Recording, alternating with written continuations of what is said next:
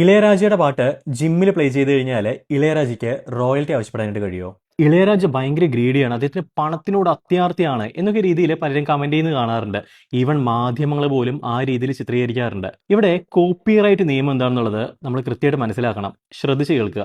1977 മുതൽ 2012 വരെ ഇതുമായി ബന്ധപ്പെട്ടിട്ടുള്ള കൺഫ്യൂഷൻസ് ഉണ്ടായിരുന്നു. 77 സുപ്രീം കോടതി ജഡ്ജ്മെന്റിൽ ജസ്റ്റിസ് ജസ്വന്ത് സിംഗ് പറഞ്ഞത്, ഒരു സിനിമയ്ക്ക് വേണ്ടിയിട്ട് മ്യൂസിക് ഡയറക്ടറും ലിറിക് റൈറ്ററും കൂടിയിട്ട് ഒരു പാട്ടുണ്ടാക്കി കൊടുത്തു കഴിഞ്ഞാൽ പിന്നെ ആ പാട്ടിന്റെ മേലെയുള്ള കംപ്ലീറ്റ് റൈറ്റ്സും ആ സിനിമയുടെ പ്രൊഡ്യൂസർക്കായിരിക്കും എന്നാണ്.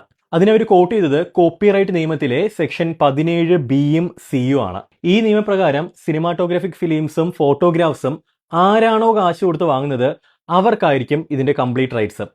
പക്ഷേ ഇവിടെ മിസ് ഔട്ട് ചെയ്തിട്ടുള്ള ഒരു കാര്യമുണ്ട്. ഇതിനകത്ത് ഈ ലിറ്റററി വർക്ക്സും മ്യൂസിക്കൽ വർക്ക്സും ഇൻക്ലൂഡ് ചെയ്തിട്ടില്ല. അതുകൊണ്ട് തന്നെ അന്ന് മുതലേ ഈ ജഡ്ജ്മെന്റുമായി ബന്ധപ്പെട്ടുള്ള ധാരാളം ക്രിറ്റിസിസംസ് ഉണ്ടായിരുന്നു. അങ്ങനെ 2012 കോപ്പിറൈറ്റ് നിയമത്തിൽ ഒരു ഭേദഗതി, ഒരു അമെന്റ്മെന്റ് വരുത്തിയിരുന്നു. ഒരു സോങ്ങിന് മൾട്ടിപ്പിൾ കോപ്പിറൈറ്റ്സ് ഉണ്ട്. സോങ്ങിലത്തെ പ്രധാനപ്പെട്ട എലമെന്റ് ആയിട്ടുള്ള മ്യൂസിക്കിന്റെ ഫസ്റ്റ് ഓണർ എന്ന് പറയുന്നത് അതിന്റെ മ്യൂസിക് ഡയറക്ടറാണ്. മറ്റൊരു എലമെന്റ് ആയിട്ടുള്ള ലിറിക്സിന്റെ ഫസ്റ്റ് ഓണർ എന്ന് പറയുന്നത് അതിന്റെ ലിറിക് റൈറ്റർ ആണ്. അതേപോലെ അതിന്റെ ഒറിജിനൽ റെക്കോർഡിംഗ് ഉണ്ടല്ലോ,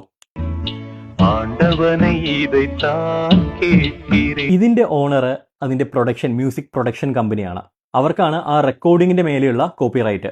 അതിനർത്ഥം ഇതിന്റെ ഒറിജിനൽ റെക്കോർഡിങ്ങിന്റെ മേലെ എല്ലാ കോപ്പിറൈറ്റ് ഓണേഴ്സിനും, മ്യൂസിക് ഡയറക്ടർക്കും ലിറിക് റൈറ്റർക്കും ഒപ്പം ഇതിന്റെ മ്യൂസിക് പ്രൊഡക്ഷൻ കമ്പനിക്കും ഈക്വൽ ആയിട്ടുള്ള റൈറ്റ്സ് ഉണ്ട്. ഇനി ഒറിജിനൽ സോങ് യൂസ് ചെയ്യുന്നില്ല, പക്ഷേ ഇതിന്റെ കവർ വേർഷനും ഇതിനെ റീപ്രൊഡ്യൂസ് ചെയ്തിട്ടുള്ള വേർഷൻസ് ഒക്കെ ഉണ്ടല്ലോ, അങ്ങനെ ചെയ്യുകയാണെന്നുണ്ടെങ്കിൽ ഈ മ്യൂസിക് ഡയറക്ടർക്കും ലിറിക് റൈറ്റർക്കും റോയൽറ്റി ആവശ്യപ്പെടാനായിട്ടുള്ള എല്ലാ റൈറ്റ്സും ഉണ്ട്. അപ്പോൾ ചോദ്യം ഇതാണ്, ഏതെങ്കിലും പാട്ട് ജിമ്മിലോ ബ്യൂട്ടി പാർലറിലോ അല്ലെങ്കിൽ റെസ്റ്റോറൻറ്റിലോ പ്ലേ ചെയ്ത് കഴിഞ്ഞാൽ പ്രശ്നമാവുമോ? ഇതെല്ലാം കൊമേഴ്ഷ്യൽ യൂസേജ് ആണ്, അതുകൊണ്ട് തന്നെ പ്രശ്നമാവും. കൃത്യമായിട്ടുള്ള ലൈസൻസ് എടുത്തതിന് ശേഷം മാത്രമേ ഇത്തരം പ്ലാറ്റ്ഫോമുകളിൽ പാട്ടുകൾ വയ്ക്കാൻ പാടുള്ളൂ. നിയമപ്രകാരം ഇളയരാജ ചെയ്യുന്നതിൽ യാതൊരു തെറ്റുമില്ല.